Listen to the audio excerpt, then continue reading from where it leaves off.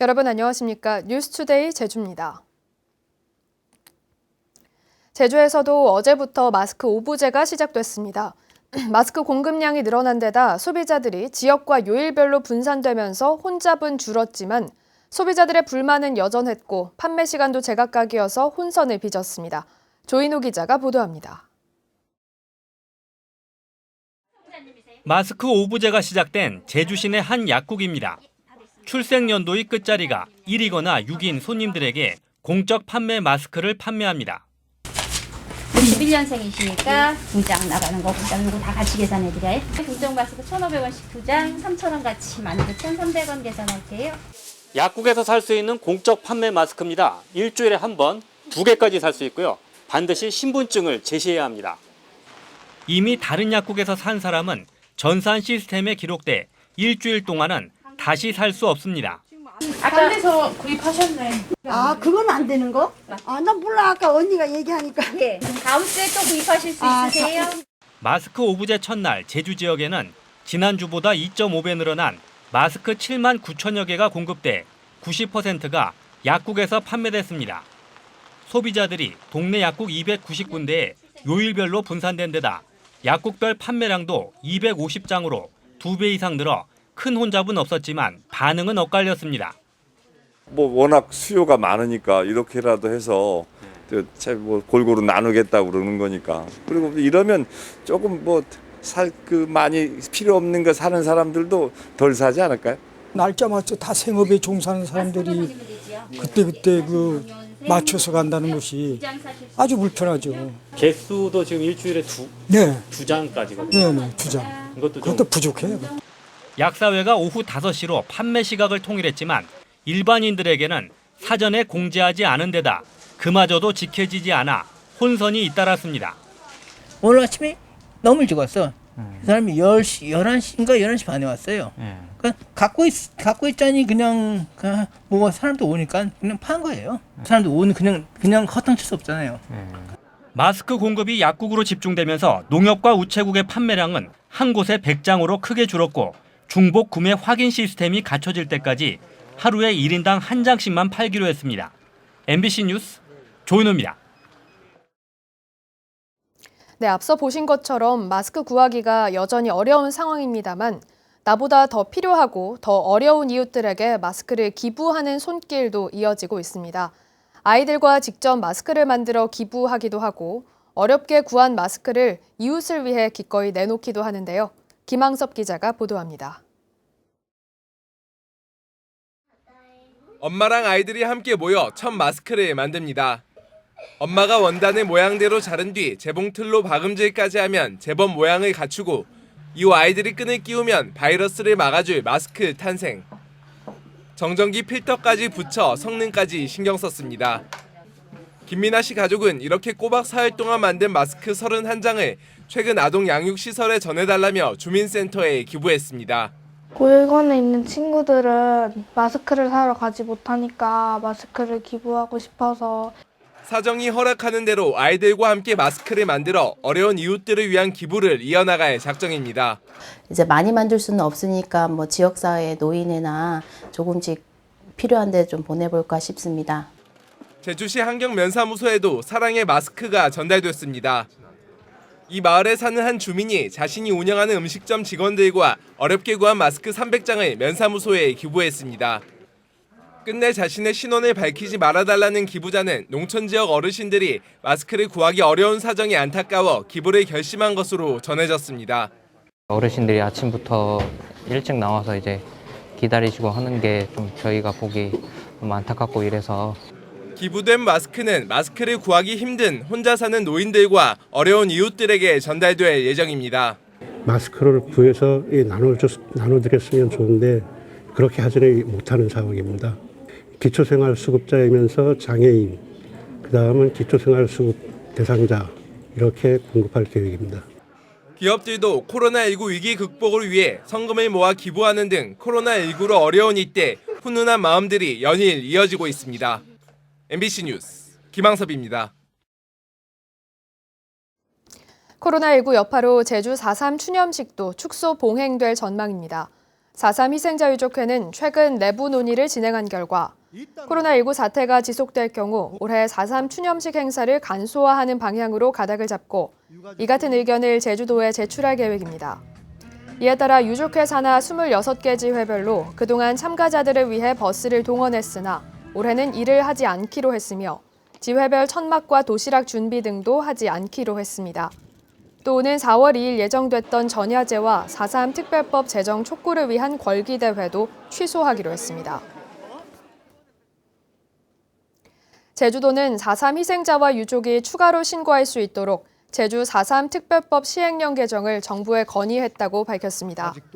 이번 건의는 2018년 제6차 추가 신고 접수가 끝난 이후에도 신고를 할 수 있도록 해달라는 요청이 제주도에 잇따르는 데 따른 것으로 이달 현재 추가 신고 요청 건수는 880여 건입니다. 제주 4.3 사건 희생자 유족 신고는 2000년 4.3 특별법 제정 후 2018년까지 모두 6차례에 걸쳐 이뤄졌습니다. 수천억 원대의 손해배상 소송 중인 예래 휴양형 주거단지 문제 해결에 물꼬가 트일지 주목됩니다. 취임 1주년을 맞은 문대림 JDC 이사장은 버자야그룹 측과 합의를 이끌어내기 위한 막바지 협의 중이라고 밝혔습니다. 오승철 기자의 보도입니다. 2015년 대법원의 토지 수용 무효 판결 이후 공사가 전면 중단된 예래 휴양형 주거단지. 사업 시행자인 버자야는 JDC의 과실로 큰 손해를 봤다며 3,500억 원의 손해배상 청구 소송을 냈고 지난해엔 4조 4천억 원 규모의 국제투자분쟁 중재의향서를 우리 정부에 제출했습니다. 서울중앙지방법원은 양측의 협의 결과를 지켜보겠다며 손해배상 소송 선고 기일을 2차례나 연기한 상황. 문대림 JDC 이사장은 버자야 탄스리 회장과 큰 틀에서 합의를 이뤄 사실상 마지막 단계인 법원의 조정 절차만 남겨놓고 있다며 문제 해결에 기대감을 내비쳤습니다. 탄스리 회장과 저의 합의를 뛰어넘는 그러한 보증적 절차가 필요하다 이런 것입니다. 구체적인 언급은 피했지만 JDC가 물어줘야 할 손해배상 규모와 관련 소송 취하 문제를 놓고 양측이 세부 조율에 들어간 것으로 보입니다. 헬스케어타운 역시 녹지그룹이 밀린 공사 대금을 상환하면서 2단계 공사가 조만간 재개될 것이라며 병원 건물 활용 방안을 고심하고 있다고 밝혔습니다. 소송 외적인 방법을 통해서 원만하게 해결할 수 있는 대안을 저희들이 고민하고 있는 것도 사실입니다. 그것은 도에도 명분을 줘야 되고 그리고 녹지그룹에도 명분을 줘야 되는. 문 이사장은 기존 핵심 사업의 완성도를 높이고 단지 개발 방식에서 벗어나 평화와 인권, 환경에 중심을 둔 국제자유 도시 미래상을 제시하겠다고 밝혔습니다. MBC 뉴스 오승철입니다. 네, 다음은 유권자들의 목소리로 7대 어젠다를 소개하는 나는 유권자다 순서입니다. 제주에는 행정시와 읍면동이 있지만 모든 권한이 도지사에게 집중되다 보니 정작 주민들의 의견이 정책에 반영되기는 어려운데요. 주민들의 자기결정권과 정치 권력 나눔을 요구하는 유권자들을 김찬현 기자가 만나봤습니다. 저는 유권자 박흥삼입니다. 여기 온 지는 한 20년 가까이 됐고요. 자연 환경이 가장 잘 보존이 돼 있는 그런 곳이다 해서 이쪽으로 오게 됐죠. 사업이 진행되는 동안 전혀 그 정보를 알지 못했던 상황에서 이 갈등이 지금 빚어지고 있었거든요. 왜 주민들이 알지 못하는, 그리고 당사자인 주민들에게 알리지도 않는 이런 심의 절차를 진행을 할까. 저희들은 여기에서 몇 대에 걸쳐서 지금 살아가고 있는 이런 환경, 이거 주거 환경도 그렇고 자연 환경도 그런데 이질적인 어떤 사업자가 들어온다고 해서 그것이 우리한테 그냥 받아들여라라고 한다면 그것은 말이 안 되잖아요. 왜냐하면 우리도 우리를 보호해야 될 가장 기본적인 권리도 있고 의무가 있는 것입니다. 이 단지 투자 유치라는 어떤 목적으로 소위 얘기해서 주민들의 의견을 전체 수용하지 않고 몇몇 개발위원들이나 이장의 독단적인 행위를 마치 찬성하는 것처럼 그렇게 보이는 구조로 이제 받아들이게 되는 것이 지금 현재 행정의 가장 큰 문제라고 저희들은 보고 있거든요. 지역 주민들의 삶이 이런 사업자로 인해서 생기는 갈등이 생겼을 때 주민들이 주도적으로 자기결정권을 갖고 의사결정을 할 수 있는 그런 정책들이 좀 나와줬으면 좋겠다. 저는 유권자 강보배입니다. 자치와 시민권을 다루는 시민단체 활동들을 해왔었고요. 어떤 참여들이 이루어져야 되나를 고민하면서 전국 청년정책 네트워크라고 하는 단체로 활동하고 있습니다. 읍면자치 그리고 시, 그러니까 기초자치단체 자체가 없잖아요. 시장도 도지사가 임명하고 기본적으로 그러다 보니까 생활에서 멀어져 있다 이런 생각들이 엄청나게 많이 듭니다. 도지사의 결정에 따라 가지고 모든 게 좌지우지되다 보니까 결론적으로는 주민들이 우리가 시민으로서 무언가를 하면 이게 먹히는구나가 아니라 우리가 해봐야 뭐가 먹혀, 뭐가 바뀌어 라고 하는 마음으로서 점점 멀어지고 있는 거죠. 읍면동 내의 권한을 이양하는 것 등 다양한 실험을 통해서 주민들이 참여할 수 있는 장을 확장해 나가고 그걸 바탕으로 목소리를 모아내고 다시 한번 행정체제 개편에 나서고 라고 하는 것들이 순차적으로 이루어질 수 있게끔 구조가 만들어져야 된다고 생각이 듭니다. 국회의원들도 이게 따지고 보면 법을 바꿔야 되거나 구조를 바꿔야 되는 건데 주민들의 삶과 되게 멀어져 있다 이런 생각들이 많이 들 수밖에 없다고 생각하거든요. 한 번 당선되고 나면 별 문제 없으면 재선은 기본으로 이루어지는 사회처럼 약간 인식되다 보니까 제주 지역의 현안에서 되게 국회의원들도 멀어져 있잖아요. 대부분 목소리들 안 내고 계시고 국회의원들도 국민소환제 통해 가지고 소환할 수 있는 어떤 견제받고 주민의 선택을 끊임없이 약간 받아야 되는 상황들에 마주해야 긴장감을 갖고 어떤 것들을 추진할 텐데 그런 제도적 보완들이 너무 부족한 거 아닌가 싶습니다. 주민 소환, 그 다음에 행정 내에서 목소리를 낼 수 있는 장이나 환경들을 계속해서 만들어야 이런 견제감이나 긴장감 속에서 정책들이 제대로 추진될 수 있지 않을까 싶습니다. 저는 이번 선거에서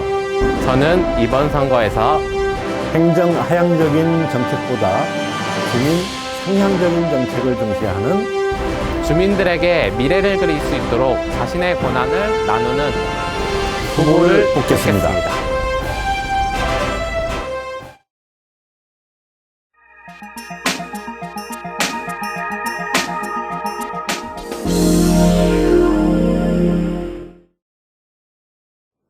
전남 완도군이 지역 전체를 유네스코 생물권 보전 지역으로 그리고 구들장로는 세계 유산으로 등재를 추진하고 있습니다.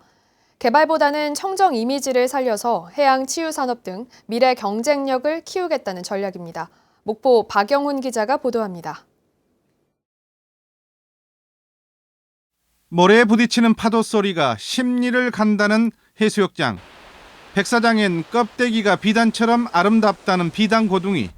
좀 더 나아가면 바다에 꽂힌 연산어들이 군락을 이루고 있습니다.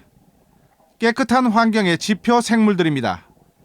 모래 입자가 좋은 만큼 바닷물이 깨끗하다는 거, 그런 이점이 있습니다.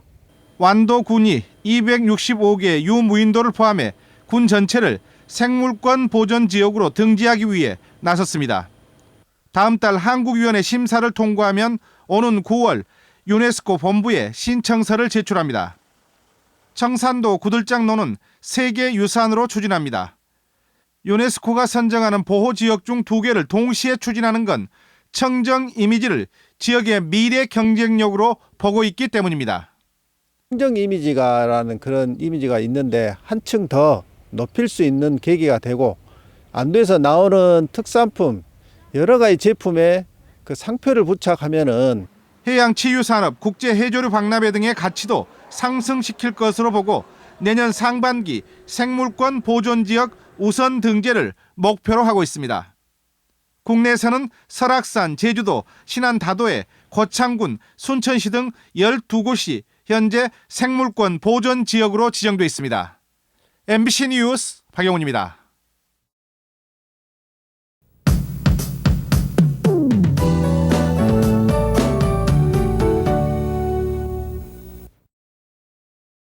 오늘 출근길엔 우산을 꼭 챙겨야겠습니다. 저기압의 영향으로 어제에 이어서 오늘도 비 소식이 있겠는데요. 예상되는 비양은 5에서 10mm로 양은 많지 않겠고 이번 비는 오후가 되면 대부분 그치겠습니다. 비가 그친 뒤에도 북부 지역엔 빗방울이 떨어지겠고 산지에는 눈이 날리는 곳이 있겠습니다. 여기 아침 사이에는 바람이 강하게 불면서 강풍특보가 내려지겠는데요. 안전사고에 유의하시기 바랍니다. 오늘 미세먼지 걱정은 없겠습니다. 미세먼지 농도 좋음 수준으로 공기는 깨끗하겠습니다. 기온은 어제보다 낮겠지만 평년과 비슷해서 크게 춥지는 않겠습니다. 다만 내일은 찬바람이 강하게 불면서 체감온도가 뚝 떨어지겠습니다. 건강관리 잘해주셔야겠습니다. 다음은 자세한 지역별 날씨입니다. 현재 기온 남부가 12도를 보이고 있고 북부와 동부가 10도, 서부가 9도를 가리키고 있습니다. 낮 최고 기온은 남부가 14도로 예상되고요. 북부와 동부가 11도, 서부가 10도를 보이겠습니다. 오늘 도서 지역엔 구름 많겠고 현재 기온은 9도 선에서 출발하고 있습니다. 현재 대부분 해상에 풍랑특보가 발효된 가운데 바람이 매우 강하게 불겠고 물결이 최고 4m로 매우 높게 일겠습니다. 해상 안전사고에 유의하시기 바랍니다. 오늘 아침 제주공항엔 비가 내리는 가운데 바람이 강하게 불면서 항공기 운항에 차질이 있을 수 있겠습니다. 항공편 운항 정보를 다시 한번 확인해 주시는 게 좋겠습니다.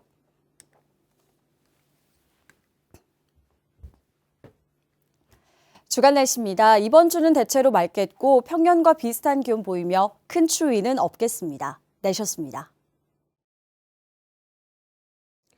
민주노총 건설노조 제주지부는 제주도가 발주한 공사 현장에서 불법 외국인 고용이 드러났다며 제주도 소속 공무원 2명을 경찰에 고발했다고 밝혔습니다. 민주노총 제주지부는 지난해 개정된 관급공사의 체불 방지와 하도급 업체 보호에 관한 조례에는 지역건설 노동자를 우선 고용하라고 돼 있는데도 제주도가 대정 하수처리시설 증설 현장에 불법 외국인 노동자 10여 명을 고용하고도 이를 묵인했다며 제주도 상하수도 본부장 등 공무원 2명을 제주지방경찰청에 고발했습니다. 제주환경운동연합은 제주도의회에 대정 해상풍력발전 시범지구 지정 동의안을 반려하라는 의견서를 제출했습니다. 환경운동연합은 대정 해상풍력발전 사업이 어업활동에 제한을 주고 남방 큰 돌고래 서식지를 위협해 주민들의 우려가 크다며 원점에서 재검토할 것을 도의회에 당부했습니다.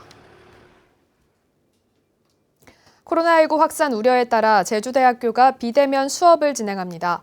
제주대는 코로나19 확산을 막기 위해 오는 16일부터 28일까지 실시간 온라인 강의와 동영상 강의 등을 활용한 비대면 수업을 진행하겠다고 밝혔습니다. 제주대는 앞서 개강도 오는 16일로 2주 연기했습니다. 제주도가 코로나19 확산을 막기 위해 오는 22일까지 노인 장기요양기관에 대한 휴원을 권고합니다. 제주도는 만 65살 이상 고위험군 노인의 집단 감염 예방을 위해 노인 장기요양기관 58곳에 2주간 휴원하도록 권고했습니다. 뉴스투데이 제주를 마치겠습니다. 여러분 고맙습니다.